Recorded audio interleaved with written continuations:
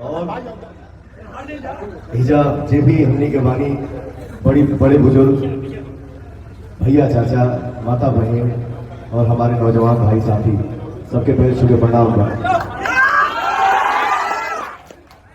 समय ज्यादा हो गई बा, लेकिन आप सबके बीच में पवनवा आवे और दो शब्द बोले ना, गुनगुनाए ना, तो फिर मान लगा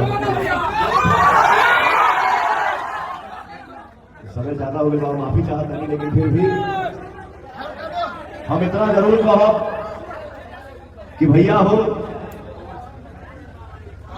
एगो गांव के लड़का के पवनवा के आप लोगों ने नायक बना दिया, गायक बना दिया। जो दुनिया के किसी भी कोने में खड़ा होता है, शूटिंग करता है, तो कोई भी आता है बोलता है सर एक सेल्फी।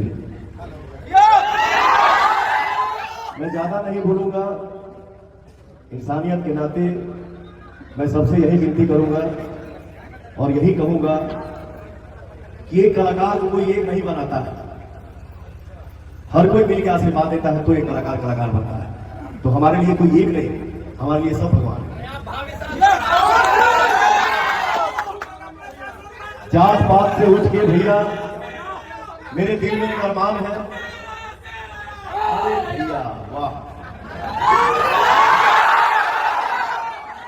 जात पात भैया भेदभाव मन से एकदम साइड कर देने के बाद, फेंक देने के बाद मेरे दिल में एक अरमान है, मेरे दिल में एक अरमान है।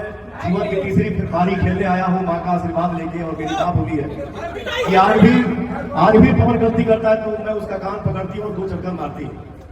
और कलाकार तो मैं अपना बेटा सौंप रही हूँ, और आपका अधिकार है कि अगर पवन कभी भी गलत रास्ता पकड़ने की कोशिश करे तो आप ही मेरा कान पकड़ेंगे और बोलेंगे बेटा वो गलत है, ये सही है, तो वो सही रास्ते चला। जाति पाति से उठ के भैया एक चीज दिल में बसा लीजिए, कोई बोलता है बोल के और हमको आपको लड़ा देता है। उनको क्या है, उनको इसी में कुर्सी चाहिए, वो अपना बरकरार रहे, चाहे ये पार रहा चाहे वो पार रहा। कब कहने पार्टी के हमारी कोनो गारंटी नहीं के, लेकिन आप